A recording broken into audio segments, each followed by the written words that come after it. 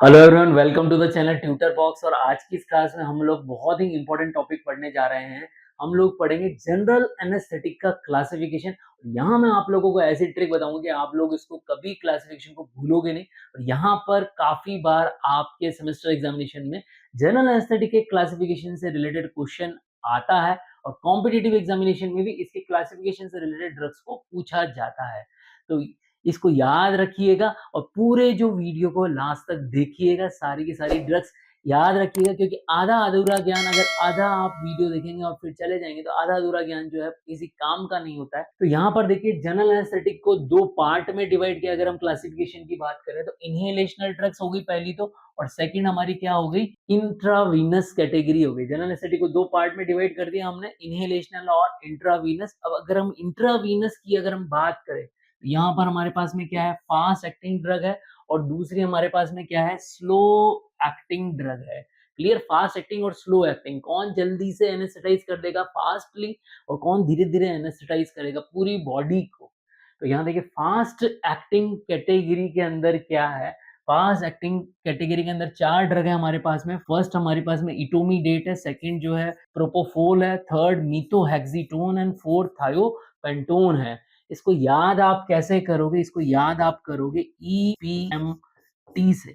तो पहले देखिए, पहले आज के टाइम में तो इंडिया में मेडिकल एंट्रेंस के लिए नीट एग्जाम होता है, बट उससे पहले क्या होता था, प्री मेडिकल टेस्ट होता है, पीएमटी होता था। अगर उसी को हम आगे ई में ई पीएमटी अगर कर देंगे, मतलब इलेक्ट्रॉनिक फॉर्म में अगर पीएमटी हो रहा है आज, तो उसी तरह से इसको आप लर्न करोगे ई पीएमटी। ई से हो जाएगा हमारा इटोमीडेट, पी फॉर प्रोपोफोल और एम फॉर मीथोहेक्सीटोन और टी फॉर थायोपेंटोन।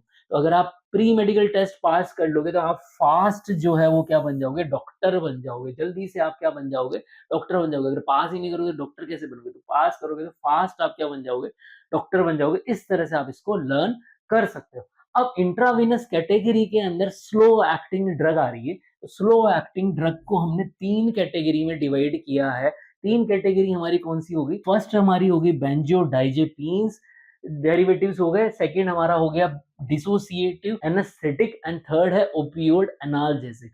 तो जो बेंजोडाइजेपिन, डिसोसिएटिव एनास्थेटिक और ओपियोड है, तो इसको आप क्या कर सकते हो, यहाँ पर लिखो बीडीओ।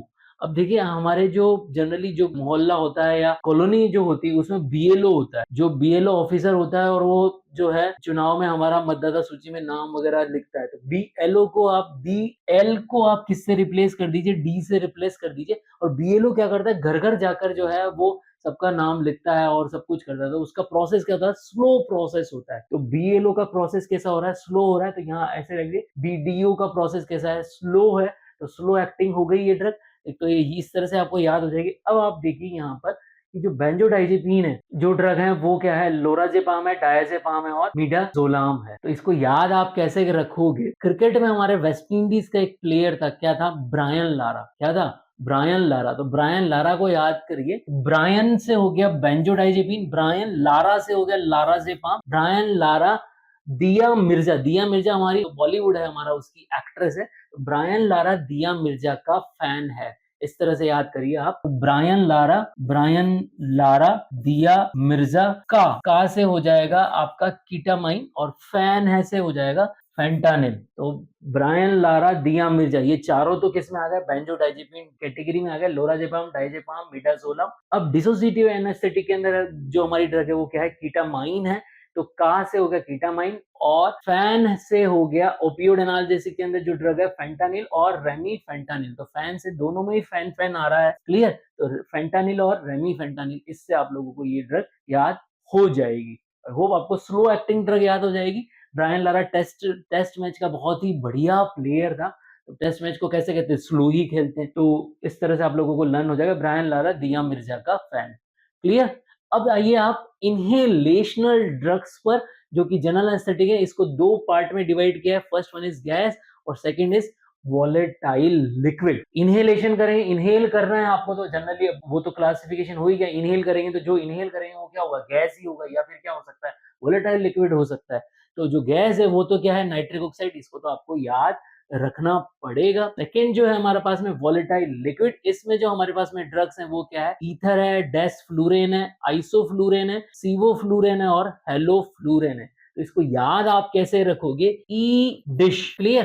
अब आप देखिए जो डिश टीवी है, जो हमारे डिश हम जो ऊपर लगाते हैं, हमारे डिश जो लगाते हैं, वो कैसा है? ई है, इलेक्ट्रॉनिक है, ई डिश। और एक तरह से उसकी जो वेव्स आती हैं, उन्हीं वेव से जो हमारी टीवी चलती है और हमारे चैनल्स वगैरह चलते हैं, तो वो कैसे होंगे कि आप ऐसा समझिए कि वो कैसे हैं? वोलेटाइल है। तो ई डिश से आपको क्या समझ में आया? ई फॉर ईथर हो गया, D for desflurane, I for isoflurane, S for sevoflurane और एच फॉर हेलोफ्लुरेन। तो आई होप आप लोगों को जो भी मैंने यहाँ पर ये ट्रिक्स बताई हैं जनरल एनेस्थेटिक का क्लासिफिकेशन लर्न करने की, आप लोगों को याद हुआ होगा। आसानी से आप लोगों को ये क्लासिफिकेशन याद हो जाएगा।